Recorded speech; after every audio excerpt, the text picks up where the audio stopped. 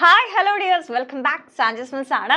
നമ്മൾ ഇന്ന് ഓണം എക്സാമിന് വേണ്ടിയിട്ടുള്ള കെമിസ്ട്രി ഓണം എക്സാമിന് വേണ്ടിയിട്ടുള്ള ഇമ്പോർട്ടൻ്റ് ആയിട്ടുള്ള 1 മാർക്ക് ക്വസ്റ്റ്യൻസ് പഠിക്കാൻ പോവാണ്. അപ്പോൾ പഠിച്ചവരും ഇനി പഠിക്കാൻ കുറച്ചുകൂടെ ബാക്കിയുള്ളവരും എല്ലാവരും ശ്രദ്ധിച്ചോ ആൻഡ് ഫ്രണ്ട്സിന് ഷെയർ ചെയ്ത് കൊടുത്തോളൂ.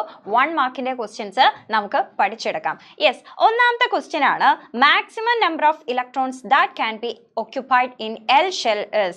ഒരു ആറ്റത്തിലെ L ഷെല്ലിൽ ഉൾക്കൊള്ളാവുന്ന പരമാവധി ഇലക്ട്രോണുകളുടെ എണ്ണം എത്രയാണ്? നമുക്കറിയാം K, L, M, N ഇതാണ് നമുക്ക് ഷെൽസ് ആയിട്ട് അറിയുന്നത്. അപ്പോൾ ഒന്നാമത്തത് K ഷെല്ലാണ്. K ഷെല്ലിൽ 2 ഇലക്ട്രോൺ ആണ് ഒക്യുപ്പൈ ചെയ്യാൻ പറ്റുക. രണ്ടാമത്തത് L ഷെല്ലാണ്. L ഷെല്ലിൽ മാക്സിമം 8 ഇലക്ട്രോൺസ് ആണ്.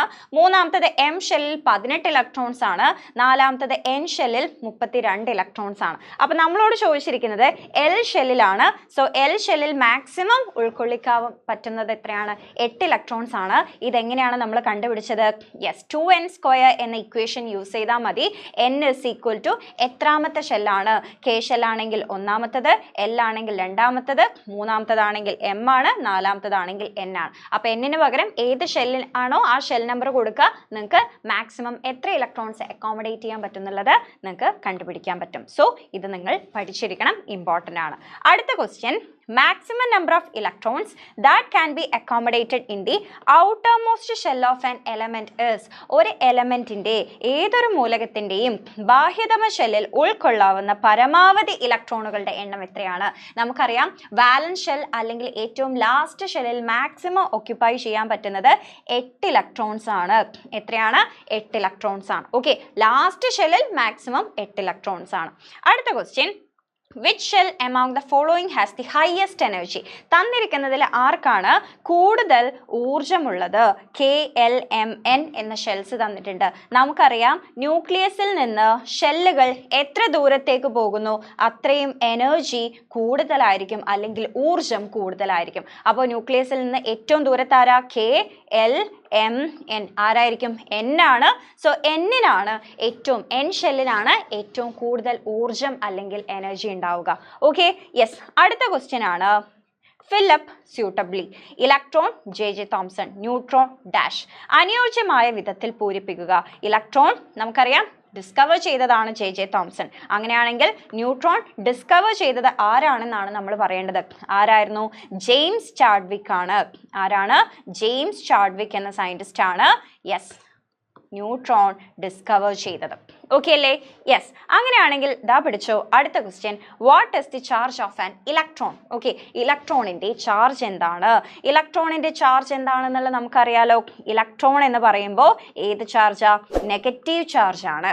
ഓക്കെ, അങ്ങനെയാണെങ്കിൽ പ്രോട്ടോണിൻ്റെ ചാർജ് എന്താണ്? നിങ്ങൾ പഠിച്ചിരിക്കണം, പോസിറ്റീവ് ചാർജ് ആണ്. അടുത്തത് ന്യൂട്രോണിൻ്റെ ചാർജ് എന്താണ്?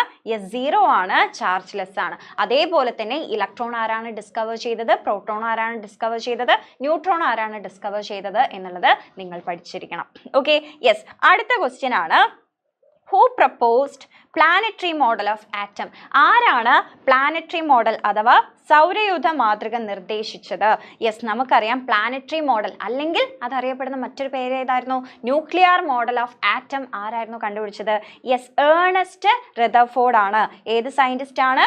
ഏണസ്റ്റ് റദർഫോർഡ് ആണ്. ഓക്കെ, ഓർത്ത് വെക്കണേ. അപ്പോൾ J.J. തോംസൺ പ്ലം പുഡിംഗ് മോഡലാണ്. ഏണസ്റ്റ് റദർഫോർഡ് ആണ് യെസ് നമ്മുടെ ന്യൂക്ലിയർ മോഡൽ ഓഫ് ആറ്റം അല്ലെങ്കിൽ planetary model of atom discover ചെയ്തത് ഏണസ്റ്റ് റദർഫോർഡ് ആണ്. Okay, yes. അങ്ങനെയാണെങ്കിൽ ദാ അടുത്ത question, which among these is an isotopic pair? Give reason. അപ്പോൾ കുറച്ച് പെയേഴ്സ് തന്നിട്ടുണ്ട്. ഇതിൽ ആരാണ് ഐസോടോപ്പ്? അതിനു മുന്നേ നമ്മൾ എന്താണ് ഐസോടോപ്പ് എന്ന് അറിഞ്ഞിരിക്കണം. ഐസോടോപ്പ് എന്ന് പറഞ്ഞു കഴിഞ്ഞാൽ സെയിം ആറ്റോമിക് നമ്പറിലെ എലമെന്റിന്റെ ആറ്റംസ്, ഓക്കെ, സെയിം ആറ്റോമിക് നമ്പറിലെ ആറ്റംസ് ഡിഫറെൻ്റ് ആയിട്ടുള്ള ആറ്റോമിക് മാസിൽ അപ്പിയർ ചെയ്യുന്നു. എന്താണ് ഐസോടോപ്പ്? ഒരേ ആറ്റോമിക നമ്പറും വ്യത്യസ്ത മാസ് നമ്പറുമുള്ള ഒരേ മൂലകത്തിന്റെ വ്യത്യസ്ത ആറ്റങ്ങളാണ് ഐസോടോപ്പുകൾ. ഓക്കെ, ഒരേ എലമെന്റിന്റെ ഡിഫറെന്റ് ആറ്റോമിക് മാസിൽ അപ്പിയർ ചെയ്യുന്ന ആറ്റത്തിനെ ഐസോടോപ്സ് എന്ന് വിളിക്കും. ഇപ്പോൾ ഹൈഡ്രജൻ തന്നെ 1, 2, 3 ആറ്റോമിക് മാസസിൽ അപ്പിയർ ചെയ്യും. കാർബൺ ആണെങ്കിൽ C12, C13, C14 ആയിട്ട് അപ്പിയർ ചെയ്യും. ഓക്കെ, അപ്പോൾ തന്നിരിക്കുന്നതിൽ ആരാണ് ഐസോടോപ്പ്? ഐസോടോപ്പ് ആരാണെന്ന് അറിയണമെങ്കിൽ ഒരേ ആറ്റോമിക് നമ്പർ ആർക്കാണെന്ന് നോക്കിയാൽ മതി. ഒരേ ആറ്റോമിക് നമ്പർ ആർക്കാണ്? യെസ്, ഇവിടെ P എന്ന എലമെന്റിനാണ്. അവരുടെ ആറ്റോമിക് മാസ് ഡിഫറെന്റുമാണ്. സോ P അല്ലേ? പി എന്ന എലമെന്റിന്റെ ആറ്റോമിക് നമ്പർ സെയിം ആണ്, ആറ്റോമിക് മാസ് ആണ് ഡിഫറെന്റ് ആയിട്ടുള്ളത്. ഓക്കെ, സോ അങ്ങനെയാണെങ്കിൽ എന്താണ് ഐസോബാർ എന്നും കൂടെ നിങ്ങൾ അറിഞ്ഞിരിക്കുക. ഐസോബാർ എന്ന് പറയുമ്പോൾ ഐസോടോപ്പിന്റെ നേരെ ഓപ്പോസിറ്റ് ആണ്. അതായത് സെയിം ആയിട്ടുള്ള മാസ് നമ്പറും ഡിഫറെന്റ് ആയിട്ടുള്ള ആറ്റോമിക് നമ്പറും, സെയിം ആയിട്ടുള്ള മാസ് നമ്പറും ഡിഫറെന്റ് ആയിട്ടുള്ള ആറ്റോമിക് നമ്പറും. എക്സാമ്പിൾ നിങ്ങൾ പഠിച്ചിരിക്കണം. Okay, yes. അടുത്തത്, which isotope of carbon is used to determine the age of fossils? ഫോസിൽസിന്റെ ഏജ് ഡിറ്റർമിൻ ചെയ്യാൻ വേണ്ടിയിട്ട് കാർബണിന്റെ ഏത് ഐസോടോപ്പ് ഉപയോഗിക്കുന്നത്? C14 ആണ്. C14 ഐസോടോപ്പ് ആണ് കാർബണിന്റെ C14 ഐസോടോപ്പ് ആണ് നമ്മൾ ഏജ് ഓഫ് ഫോസിൽസ് ഡിറ്റർമിൻ ചെയ്യാൻ, ഫോസിലുകളുടെ കാലപ്പഴക്കം നിർണ്ണയിക്കാൻ വേണ്ടിയിട്ട് ഉപയോഗിക്കുന്നത്. റേഡിയോ ആക്റ്റീവ് ആയിട്ടുള്ള ഐസോടോപ്പ് ഏതാണെന്ന് ചോദിച്ചാലും ആരാണ്? C14 ആണ്. ഓക്കെ, അങ്ങനെയാണെങ്കിൽ ഇമ്പോർട്ടൻ്റ് ആയിട്ടുള്ള കുറച്ച് ഐസോടോപ്പുകളും അതിൻ്റെ യൂസസും നിങ്ങൾ പഠിച്ചിരിക്കുക. അയഡിൻ 131 ആണ് തൈറോയിഡ് ഗ്ലാൻഡിന്റെ ട്രീറ്റ്മെന്റിന് വേണ്ടിയിട്ട് അതിന്റെ ഫംഗ്ഷൻസിനൊക്കെ പറ്റി പഠിക്കാൻ വേണ്ടിയിട്ട് യൂസ് ചെയ്യുന്നത് അയഡിൻ 131 ആണ്. യുറാനിയം 235 ആണ് ന്യൂക്ലിയർ റിയാക്ടേഴ്സിൽ ഉപയോഗിക്കുന്നത്. കൊബാൾട്ട് 60 ആണ് ക്യാൻസർ ട്രീറ്റ്മെന്റിന് വേണ്ടി ഉപയോഗിക്കുന്നത്. സോഡിയം 24 ആണ് ഇൻഡസ്ട്രിയൽ പൈപ്പ് ലൈൻസിലെ വ്യാവസായിക പൈപ്പ് ലൈനുകളുടെ ചോർച്ച കണ്ടെത്താൻ വേണ്ടി ഉപയോഗിക്കുന്നത്. അയൺ 59 ആണ് അനീമിയ ഡയഗ്നോസ് ചെയ്യാൻ വേണ്ടിയിട്ട്, അനീമിയ നിർണ്ണയിക്കാൻ വേണ്ടി ഉപയോഗിക്കുന്നത്. അതേപോലെ തന്നെ പ്ലാന്റ്സിൻ്റെയും ആനിമൽസിൻ്റെയും ഒക്കെ മെറ്റബോളിക് പ്രോസസ്സിനെ പറ്റിയിട്ട് പഠിക്കാൻ വേണ്ടിയിട്ട് ഏതോ ഉപയോഗിക്കുന്നത് C13 ആണ്. ആൻഡ് C14 ഫോസിൽസിൻ്റെ ഏജ് ഡിറ്റർമിൻ ചെയ്യാൻ. അപ്പോൾ ഇമ്പോർട്ടൻ്റ് ആണ്, ഇതിൽ ഏതെങ്കിലും ഒന്ന് എപ്പോഴും എക്സാമിന് ചോദിക്കാറുണ്ട്, പഠിച്ചിരിക്കുക.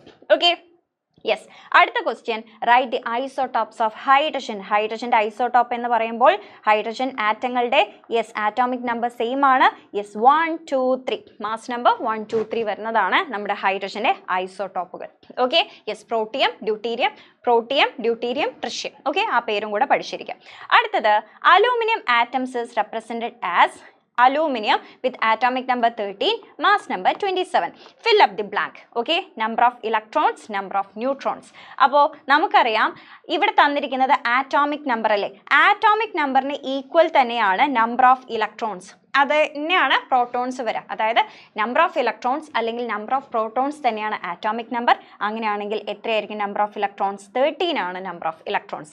അടുത്തത് നമ്പർ ഓഫ് ന്യൂട്രോൺ. ന്യൂട്രോണുകളുടെ എണ്ണം കണ്ടെത്താൻ നമുക്ക് ആറ്റോമിക് മാസ് തന്നിട്ടുണ്ട്, മാസ് നമ്പർ തന്നിട്ടുണ്ട്.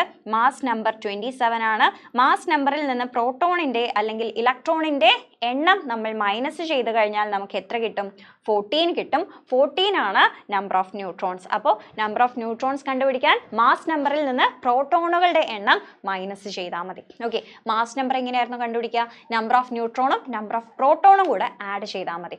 ഓക്കെ ആണല്ലോ? അപ്പോൾ എല്ലാവിധ 1 മാർക്ക് ക്വസ്റ്റ്യൻസ് നിങ്ങൾക്ക് ഓക്കെ ആണെന്ന് വിചാരിക്കുന്നു. അങ്ങനെയാണെങ്കിൽ കൂടുതൽ ഇതേപോലെയുള്ള ഇമ്പോർട്ടൻ്റ് ആയിട്ടുള്ള ക്വസ്റ്റ്യൻസും കോണ്ടന്റും ഒക്കെ അറിയാൻ വേണ്ടിയിട്ട് നമ്മുടെ ക്ലാസ് 9, അതായത് റേസിൻ്റെ ക്ലാസ് 9 ഫൗണ്ടേഷൻ നിങ്ങൾ സബ്സ്ക്രൈബ് ചെയ്യുക.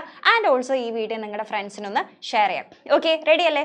അങ്ങനെയാണെങ്കിൽ മിസ് നിങ്ങളോടൊരു ക്വസ്റ്റ്യൻ ചോദിക്കട്ടെ. ഓക്കെ, കാർബണിൻ്റെ ഏത് ഐസോടോപ്പാണ് നേച്ചറിൽ എബുണ്ടൻ്റ് ആയിട്ട് കാണുന്നത്? അപ്പോൾ നിങ്ങൾ ആൻസർ നമ്മുടെ കമൻറ്റ് ബോക്സിൽ കമൻറ്റ് ചെയ്യാം. Okay, thank you.